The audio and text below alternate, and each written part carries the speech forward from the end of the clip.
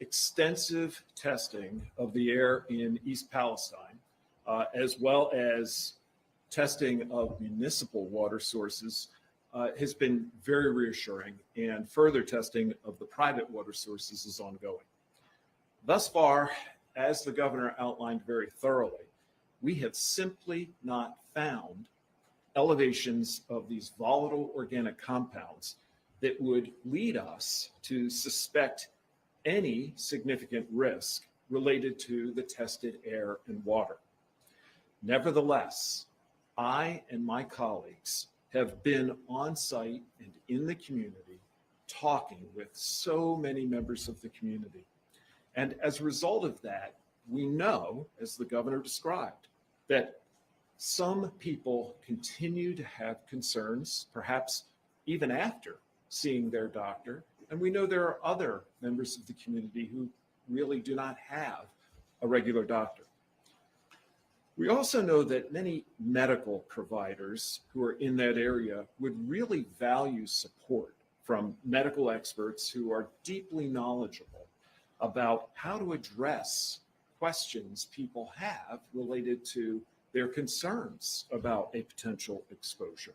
So with all of these concerns in mind, we have worked very closely with the local community, of course, our state agencies, and our national partners to bring enhanced clinical support along the lines of what the governor described in very good detail to that greater East Palestine community. Now, in partnership with local providers who include the Columbiana County Health Department, as well as a community health center, we, as he noted, are planning to open a medical assessment clinic for those who may have these lingering concerns, particularly those who may find themselves in the situation of really not having a primary care home. As he noted, our plans are in active development. We are committed to bringing this online next week, and we will be making further announcements. We are also working with the national experts, again, under the rubric of the support from HHS, and that the acronym for that, we've mentioned it before, ATSDR. These are the nation's leading experts in addressing health concerns related to potential chemical exposures. And as the governor noted, they are coming into the community. We are going to be bringing them in, working alongside of them to further evaluate the community's concerns and the community's needs.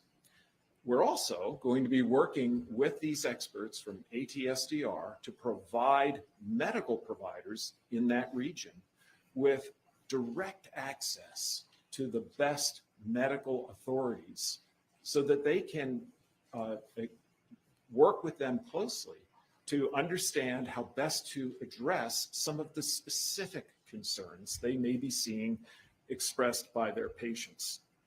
And the epidemiologists from the Ohio Department of Health will continue to work very actively with these same national experts to monitor the health of the community, both now and into the future. And in answering very important questions along that line, including, for example, well, how long should we monitor the air? Or when should we consider retesting a given water source? All of these efforts really are a reflection of our continued commitment to working with and being with the community, the people of East Palestine. My team and I and representatives from many agencies have been with the community right from the beginning. And we are going to continue to listen to the community and support them and work with them to ensure their best health. Doctor, thank you very much. Director Chris. So I think we all know this, but it's really worth saying out loud that traumatic events like this cause stress and anxiety and worry, most significantly for the people closest to the traumatic event. And everyone reacts to stress differently. And so it's important for the families affected by this disaster in East Palestine and for all of us to really pay attention to how you and your families are reacting and feeling right now, and to reach out for help if it's needed. Common signs of emotional distress include feelings of disbelief or numbness, also change in energy levels or difficulty concentrating, disruptions in appetite or sleep, and also feeling really fearful or angry. We also know that stress can cause increased use of alcohol, tobacco, and other drugs. These feelings will gradually decrease over time for most people, but in the early days of a traumatic experience like this, they will be intense for many or most, and that will be true maybe for weeks. We know that we can make those kind of stressful feelings, and the stress experience can make it really difficult to manage daily life. I'm really grateful for Marcy Patton and the team at the Mental Health and Recovery Services Board of Columbiana County, for the community counseling service providers right there in Columbiana County as well. They've all been engaged in this disaster and the response to it since day one. I talked to Marcy on the night of the derailment, and our teams have been in regular contact, making sure that the community has the services and supports that are needed. And I'm grateful and proud to say that the behavioral health providers in Columbiana County are present, and they are there for the local community members. These services are always available in Lisbon, Salem, Calcutta, East Liverpool, and East Palestine. These providers are known in the local communities. The Counseling Center, Family Recovery Center, Community Action Agency, On-Demand Counseling, and Insight Clinical Counseling and Wellness. These are all organizations that have been in the community and will remain in the community. Most of these organizations are offering services and supports for stress, both in person and through telehealth. And that means that anyone can call them from the comfort of wherever they are, rather than having to go to any specific location for services and supports. For the local community members, you can call 211, and that is operated by the team at the Help Network of Northeast Ohio. And they can help you connect to whichever of these counseling organizations, these service organizations that you feel most comfortable seeking help from if you need it. You can also call, as the governor mentioned, the Ohio Care Line. This is an opportunity to talk to a person who's trained in helping with stress management. And the calls are open 24 hours a day, 7 days a week. They're confidential and they're free. And it's for just emotional support. The number for that is 1-800-720-9616. That's 1-800-720-9616 for free confidential conversation for someone who can help with stress. The important thing is to know that you're not alone, and help is available within your local community in a way that feels comfortable and convenient to you. And it can help really manage hard situations. And we're in this with you for the long haul. Thank you. Director, thank you very much. We're happy to take any questions. We'll start in the room. Up to the mic.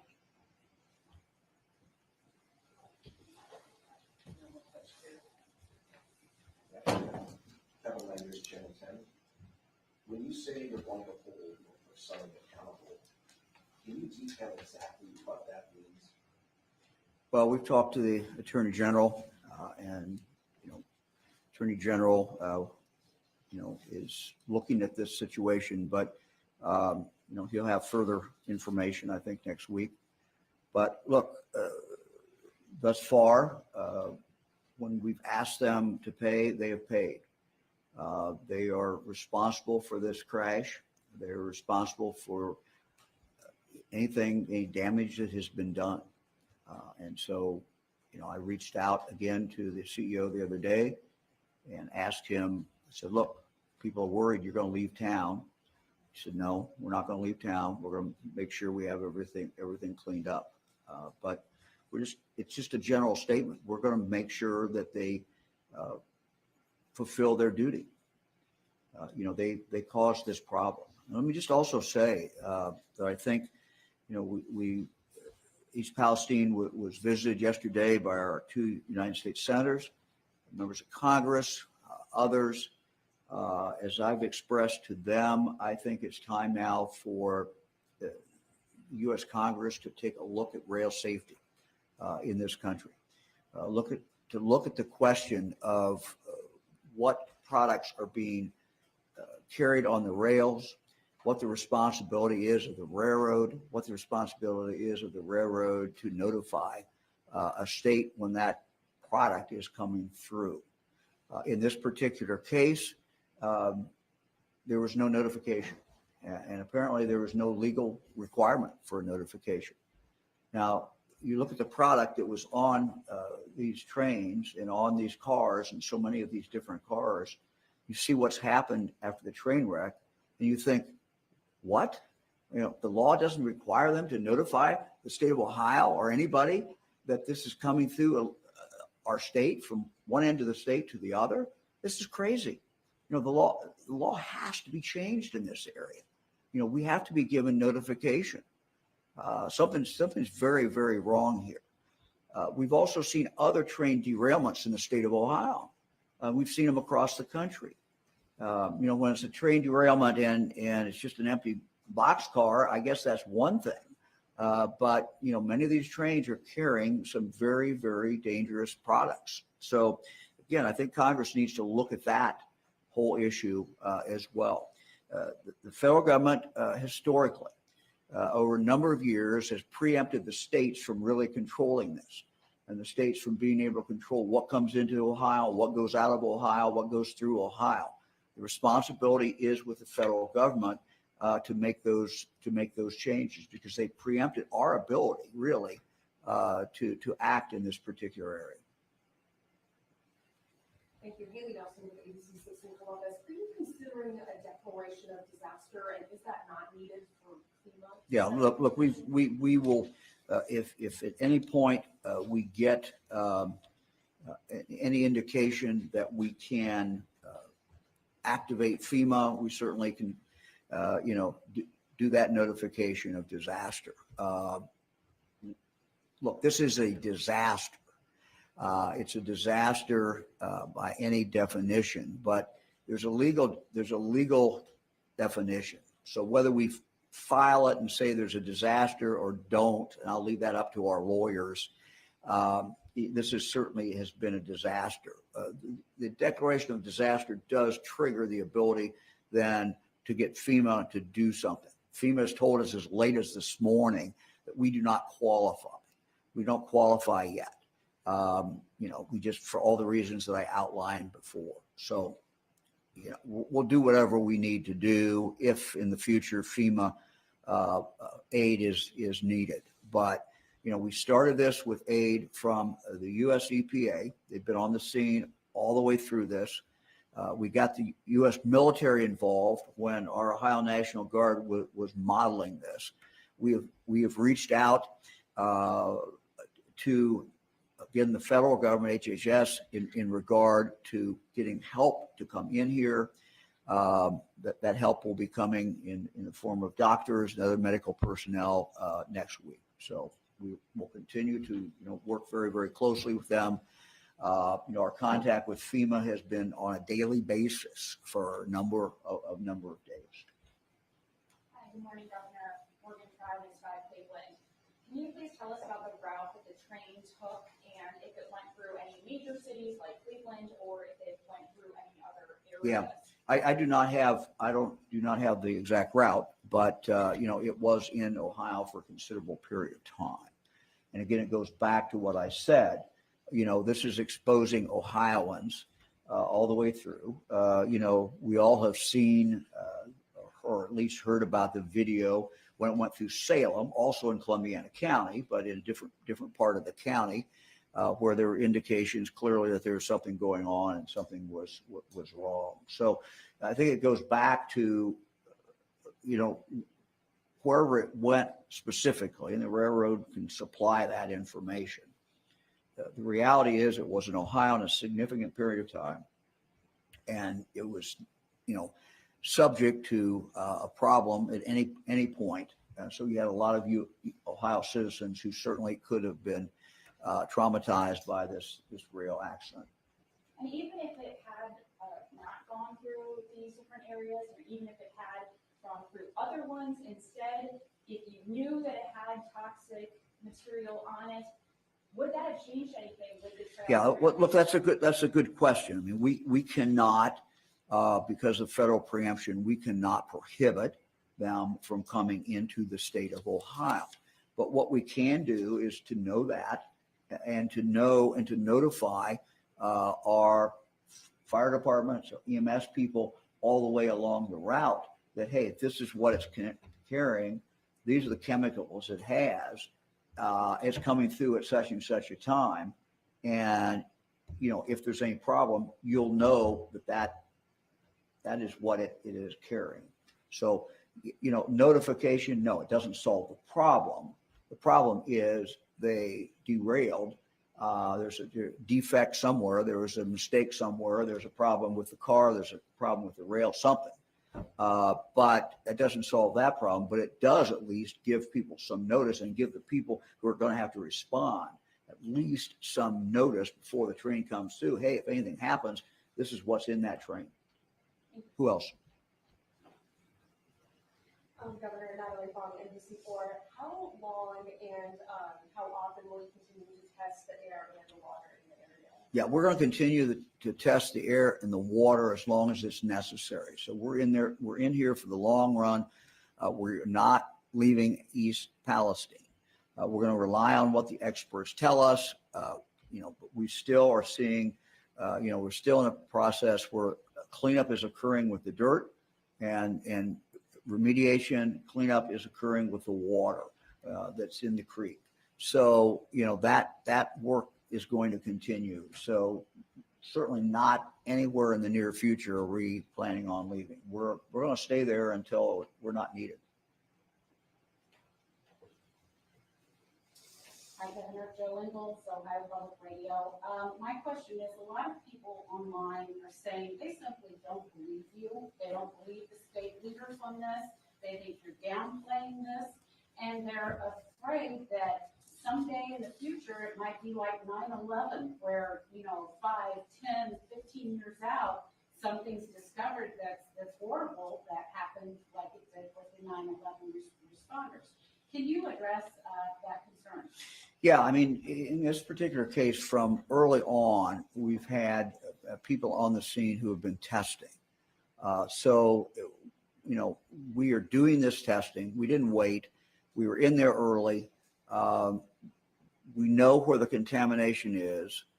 We know what the situation is with the air. The air that people are breathing is in fact fine. We're now bringing in medical people to talk to anybody who has a particular problem. We're doing absolutely everything that we can to assure residents about what the situation is. So, we're going to continue. We're going to continue to do that. Look, I understand people have been traumatized, and I understand skepticism, and sometimes skepticism is warranted. Nothing wrong with healthy skepticism. But all I can do as governor of the state of Ohio is tell you we have the best experts that we can get, and we have the best equipment that there is available to do the testing. We believe the testing is accurate. It is not just one test and we go away. We continue to test. We continue to monitor. And these are not just people from the governor's office. This is the Ohio EPA. It's the U.S. EPA. And we're now bringing in other experts as well. So that, we've got a lot of people in here who have absolutely no reason to be lying, no reason to be minimizing this. And candidly, I have no reason to minimize this particular problem. What we need to do is, my obligation is to tell people what we know, when we know it, do it in real time. That's why we've held a number of press conferences. That's why we do a release every day of what evidence that we have uncovered and what the testing is, and we're going to continue to do that. Hey, DeWine with the Ohio Bureau. Can you clarify what exactly you filed with FEMA today? And then as a follow-up to that, do you anticipate requesting any other federal assistance aside from the HHS aid that's coming in? Look, we're going to request any kind of assistance that we think we qualify for, and that we think can help the people of East Palestine. Basically, I don't know what the document's called, but it basically is a placeholder. It allows us to say, look, we are here. We've had a problem. We want, if in the future we qualify for any reason for help and assistance to our residents, we want to preserve our rights to be able to get that. FEMA is fine with us filing that. This is the document they suggested we file. My chief of staff was in touch with FEMA as late as an hour ago. So we're going to continue to do that. We're going to get every assistance, every bit of help that we can get from any source that is available, and that certainly includes the federal government. Governor, we have 15 people in the Zoom. I'm sorry? We have 15 questioners in the All right, Zoom for. Let's go to Zoom. First question is with James Pilcher from Love as well.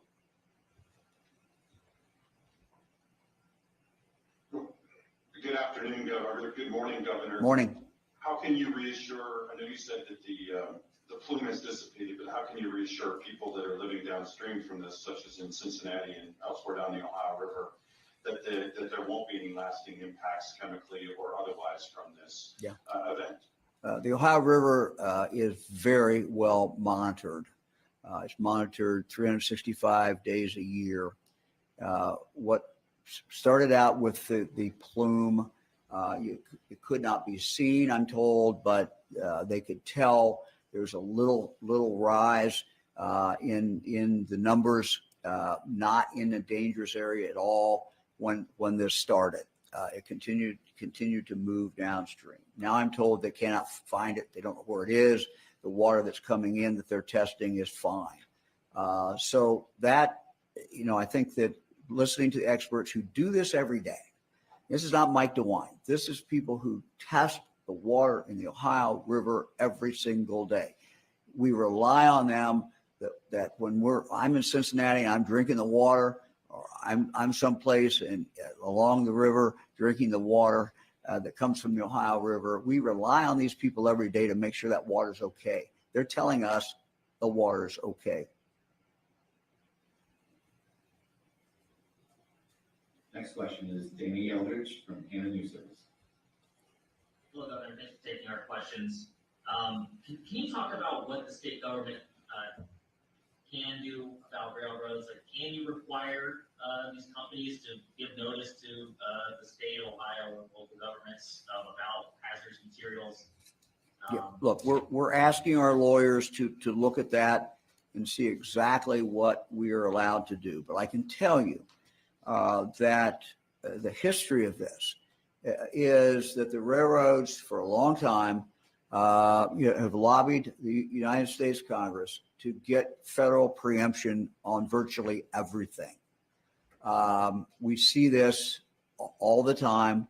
We see it even as situations where, we used to be able, a local police department, when a railroad blocked an intersection for 2 hours, they could cite the engineer. They used to do that. And when I was a prosecutor in Fairborn, Judge Kimmel used to do that. Can't do that. The federal government has just preempted this. So I can tell you that the remedy needs to come from the members of Congress, House of Representatives, and the U.S. Senate. We're asking them to give us some relief in this area. Next question, Bill Reinhardt from WVXU Cincinnati. Governor, thank you. There's a lot of claims and a lot of concerns about damage and deaths among domestic animals, pets, farmyard chickens, and I've heard claims of fields filled with dead cows. Is there any update, any confirmed information? We have no additional information. I'll ask Dr. Vanderhoff if he has anything additional. As you know, we had the state veterinarian over at the town hall meeting the other night to talk with folks. My understanding is that there's been nothing that has actually been reported that's gone through the system. People were told what needs to be done. You need to get your vet out. Your vet will in turn then, if there's something happened to your chicken or something happened to some other animal, you don't know what caused that, that can be sent to the state lab and they can try to figure out what happened. Dr. Vanderhoff, do you have any update on that? Governor, I know you're not veterinarian. No. No, I'm not. But Governor, you answered that completely accurately. The state veterinarian is, and the team that he supervises, that is the team that would perform necropsies and allow us to determine what happened to the death of an animal. We have asked for anyone who is aware of a dead animal for whatever reason that is mysterious to them to please contact the Ohio Department of Natural Resources. They will help make that connection. Even a better path would be if it's a pet or a farm animal, contact your veterinarian. They know how to do this. And look, we want that information. We want to know if there's a problem. We understand that someone could have a pet, someone could have chickens, someone could have some animals and they die and they don't know why they die and they wonder, hey, I wonder if that's connected with the train wreck. That's understandable. Those would be questions I would be asking.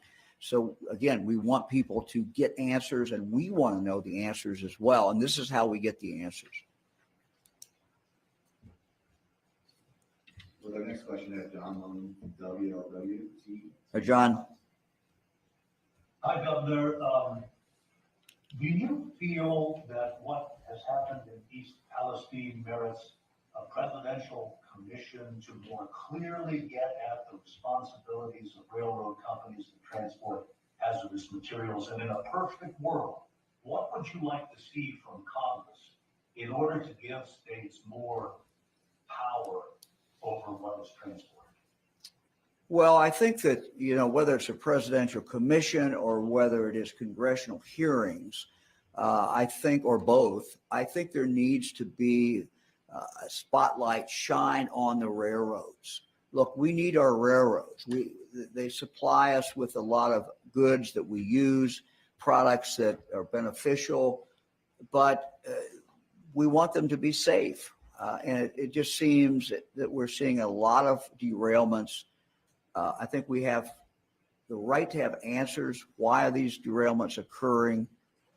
We have right to know, how much stuff is being transported. If there is a derailment, will cause, significant harm or potentially harm.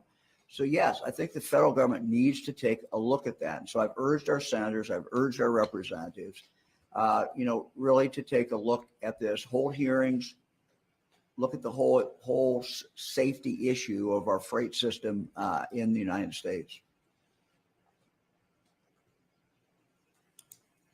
Our next question comes from Neil Fisher at 3 News. Hey, good morning, Governor. This Morning. is Fisher at Channel 3. Have you asked Norfolk Southern the tough questions that you're just mentioning to talk with Congress about? Like why they didn't stop that train when it was on fire, seen miles away, or if they continue to go through East Palestine with hazardous materials, and how often they're going through East Palestine with hazardous materials? Have you been able to connect with them and talk to them about those questions? Because we received a written statement last night from the CEO saying he would stay in East Palestine and offer everything they have, but we haven't heard from them verbally. Yeah, look, the CEO needs to go to East Palestine. He needs to go there. He needs to answer questions. I was upset that they, pulled out of the town hall meeting the other night. They didn't come. I think that's a mistake. I've not personally had that conversation with him. As far as what happened, why it happened, We have experts who are a lot smarter than I am in regard to trains, who understand trains, who are doing the analysis. And, we expect to get some public report in the next several weeks from the federal government in regard to why that accident actually occurred. But we're relying on, just as I rely on the Highway Patrol in Ohio when there's a highway accident, we rely on these experts from the federal government to tell us exactly what happened in regard to this derailment. Our next question comes from Nick Evans at OCJ. Hi, Governor. How are you? Morning. Good. So I understand you said that there are limitations to what would come with a disaster declaration, but as of right now, to your mind, is there any reason not to declare a disaster? Look, we can declare a disaster, but I want to be clear with people. We don't want people to think that something's going to happen. And I tried not to mislead people. So we try not to do things where it implies that something's going to be happening. Whether we declare a disaster or don't declare a disaster, we can certainly do that. But please understand there's no consequence in regard to that declaration. There's really no consequence to that. It is a disaster. You can't call it anything other than that. But the legal definition, you declare the disaster, it doesn't do anything. What we've done in talking with FEMA is to make sure our rights are preserved. And we're going to file a document today. And in that document, we'll talk about the disaster that has taken place. But please understand that as of today, based on the facts that are there today, FEMA can't do anything. FEMA won't do anything. But we're getting help, from other agencies, and we're getting the help that we need. Our next question comes from Craig Cheatham from WCPA. Governor, thanks for taking our questions. This is directed not only at you, but also EPA, and in particular, Dr. Vanderhoff. One of the complaints that we've heard repeatedly over the last few days is that public officials that not only downplay the potential health hazards connected to the derailment and pollution, but have not released a lot of specific details about what they've done, what they've tested for, and what they found. And one of the things that Dr. Vanderhoff stated several times was used the phrase, the good news is, in addition to that, he mentioned that the most harmful chemicals and various compounds in very small amounts are, quote, actually a part of our everyday life. Talked about the fact that the municipal water in East Palestine was safe, but then later encouraged residents to use bottled water, and even said that the air testing, quote, told us that the air really looked pretty much like it did before this event ever happened. So you've emphasized a little bit of that today as well. So my question is specifically, what information have you received that gives you this idea that essentially nothing has changed when it comes to air quality, water quality, the condition of the land that people have no reason to be concerned about? And do you feel like some of these messages are in conflict, and that in fact has contributed to undermining the community's confidence in what you're saying? Let's do the bottled water issue. We did a press conference the other day. We said that we had tested the 5 wells that go into East Palestine's water supply. We have always felt, based on what experts told us, because of where the wells are, that there was very little chance that there was any contaminant in those wells. But Dr. Vanderhoff said, we don't have the results back yet, so out of an abundance of caution, drink the bottled water. A day after the press conference, we got the results back.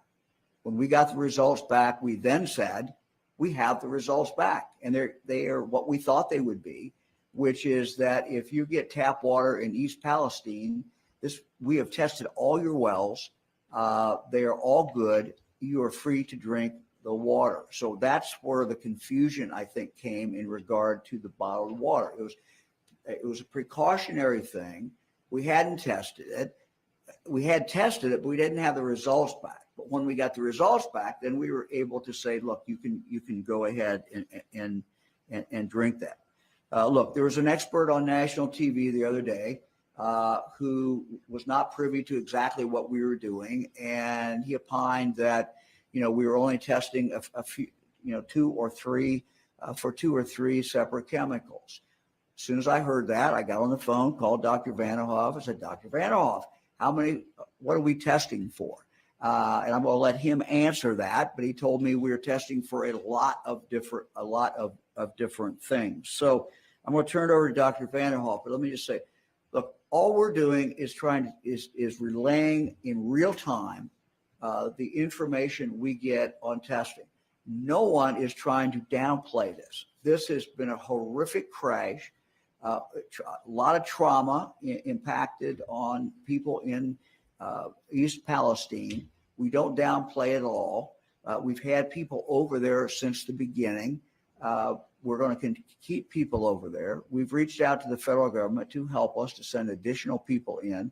We've accessed all the experts that we can find in regard to chemical exposure, so that when the doctors next week see people, if they have a question, when they're looking at that person, they can call the expert and get some additional help from that person. But we're going to continue to be transparent, continue to put the information out that we have. But no one's downplaying anything. We're just trying to tell you what we find. Dr. Vanderhoff. Yes, thank you, Governor. First, let me just reiterate that we're very sensitive to the concerns and the anxieties that people have. We think that they are understandable, they are well-founded. But consistently, we have worked very hard to provide accurate information based on the facts as we know them. And that has included all the information around the testing that we are doing. In fact, as we receive the results, Ohio EPA is posting those publicly. So I am mystified by people who express concern that the information is not readily available. It is accessible. And from that, you will see that we actually test for an extensive list of volatile and semi-volatile organic compounds. So there's a long list of items that we look for, and we have been guided from the beginning by national experts on what to test for. Right at the very outset of this, my team was in communication, for example, with the experts that I referenced earlier, who are the national leaders in toxicology. And the ATSDR has been our guide throughout this. Let me also reference, when we provide context, or when I provide context, it is just that. I want people to understand how to interpret the information they receive. Because the simple fact of the matter is, and this is true of almost all the tests that doctors and scientists run, there's not a yes-no result. The results almost always occur in a range. And from the very beginning, I wanted people to understand that. And so that's why I've provided context. And in fact, the governor reiterated some of that context at the beginning of his statements. We care about people, and we want them to be in the know.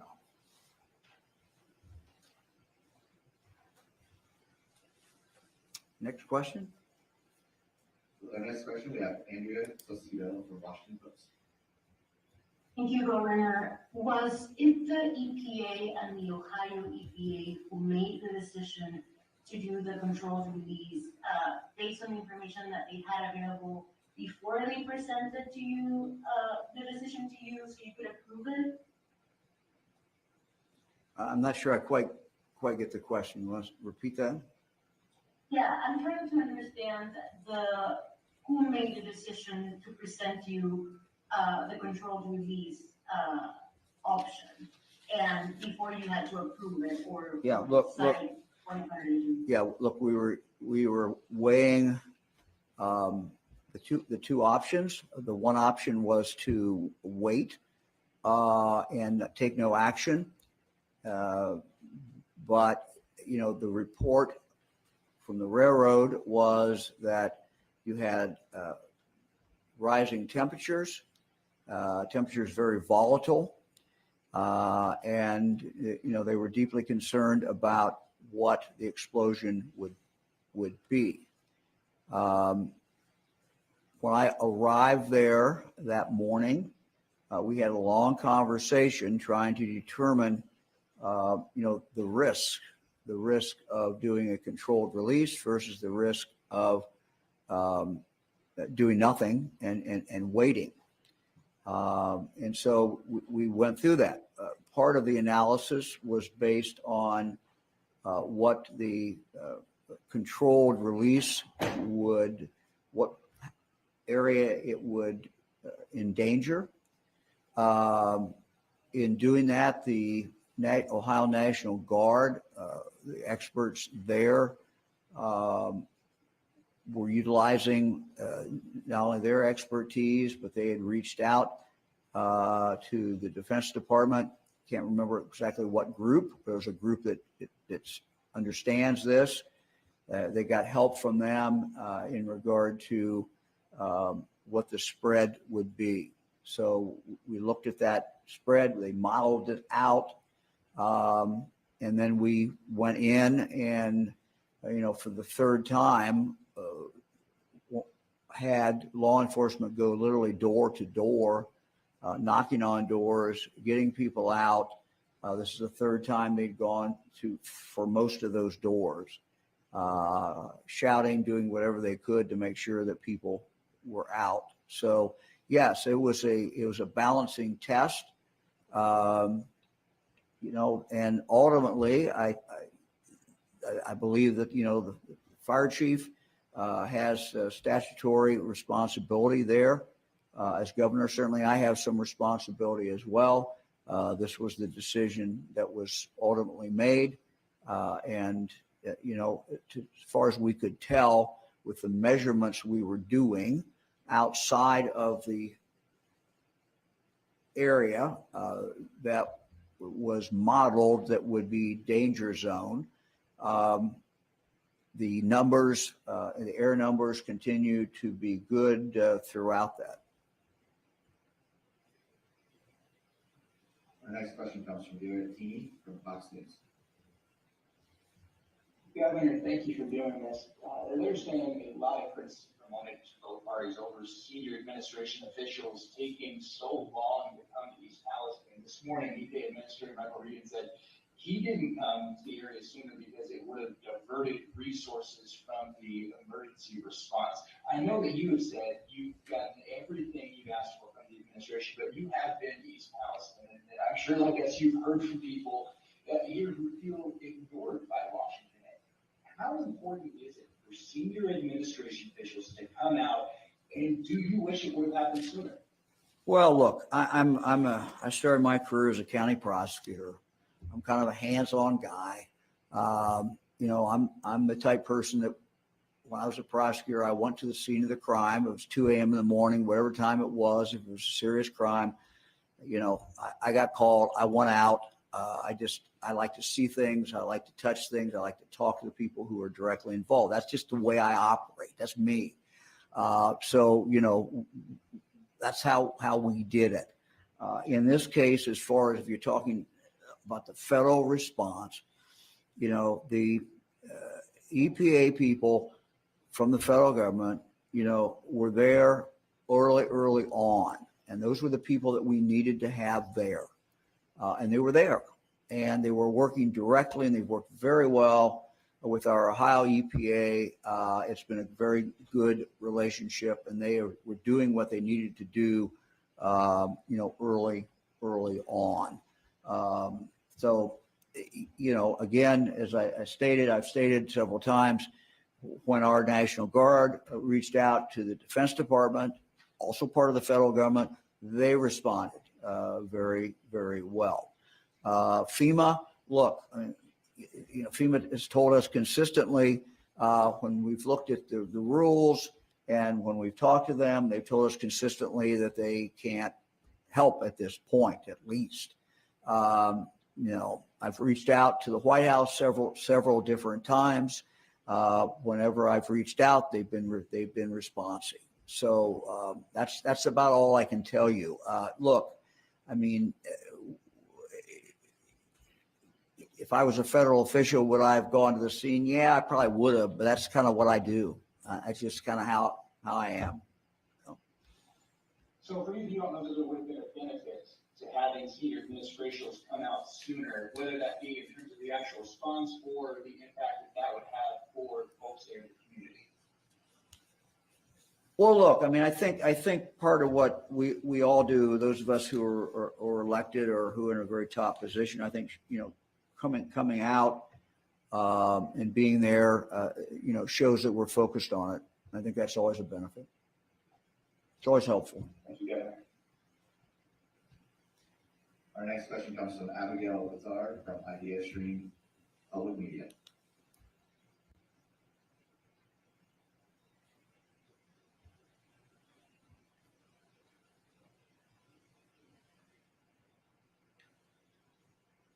Okay, who's next? Next, we have Corey McRae from WFNJ.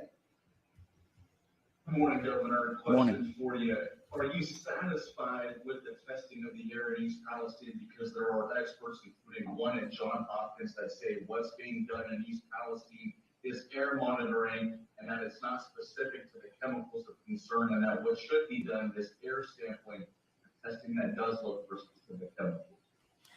This is beyond my expertise. I know that there was a expert on. I have no idea if it's the same person from Johns Hopkins on a few days ago who said they're not testing for the right chemicals. I immediately went back and asked our team, are we only testing for 2 or 3? And they said, no, we're testing for everything what the manifest showed was in the rail car.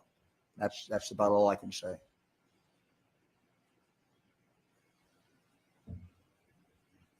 Our next question comes from Jerry Raputi from WKBN in Washington.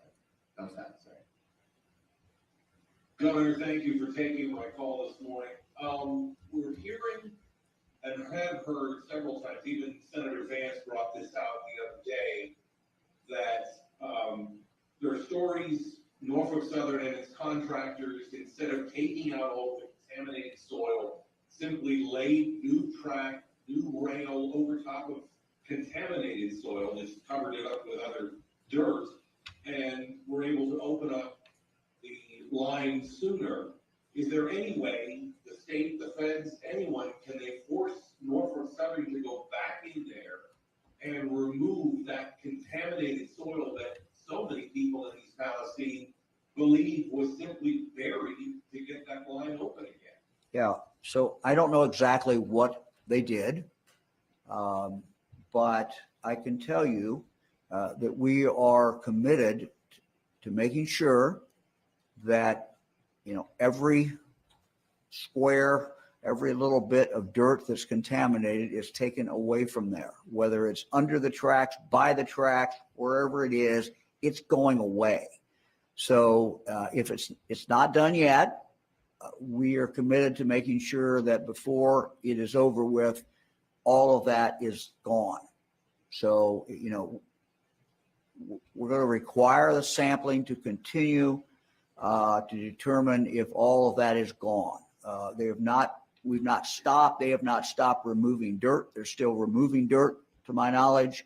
That will continue until all that dirt's done. And if there is dirt under the track, if they laid track on top of contaminated, we're going to insist that be dealt with. And I can assure you that the state officials and the federal officials, we're all on the same track here. We're going to make sure that that happens.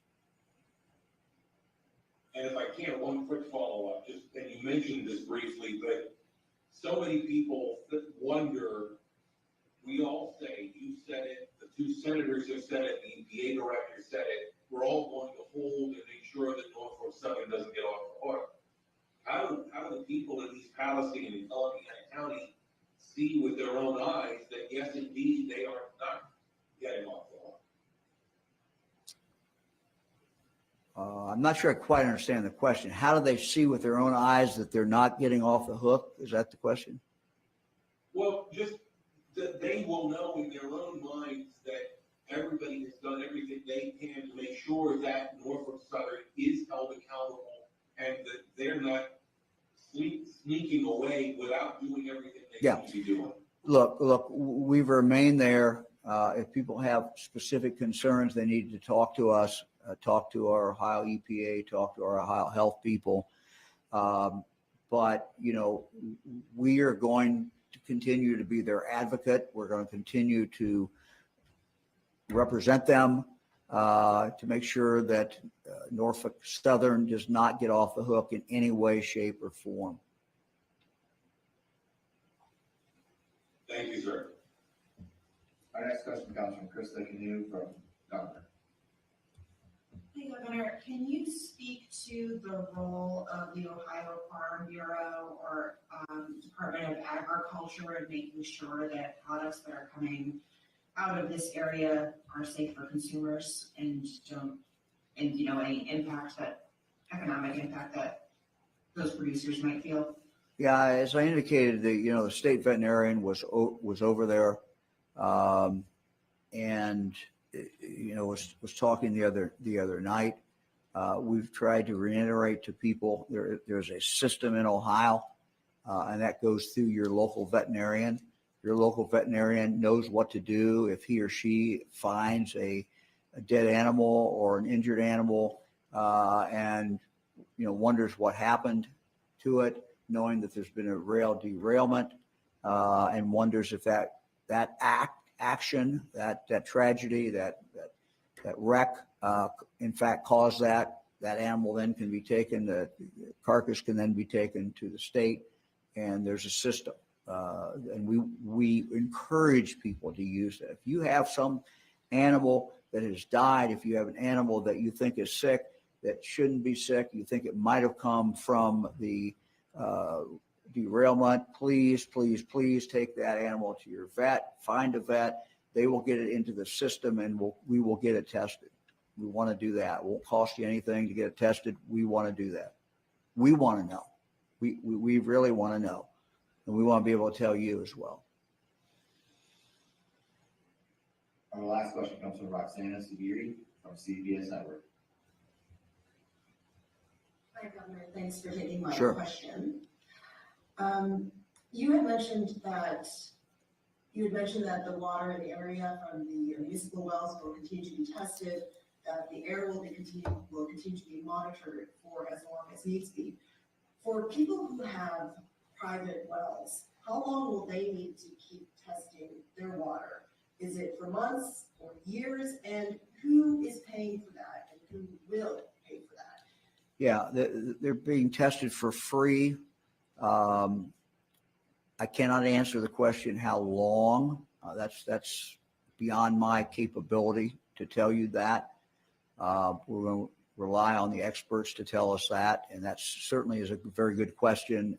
It's a question that, if I was a homeowner and I had a well and I was not on the local system, but rather had my own well, I would want to know that. We don't know that. I don't know that answer. But you can get testing for free. We get you the results back. But as far as second and third testing, I'll have to defer to the experts on that. Okay, thank you all very much. We will continue to keep everyone informed. Most importantly, the residents of East Palestine, we're not going away. We're staying. We're going to stay throughout this, and That's our commitment to all of you. Thank you very much.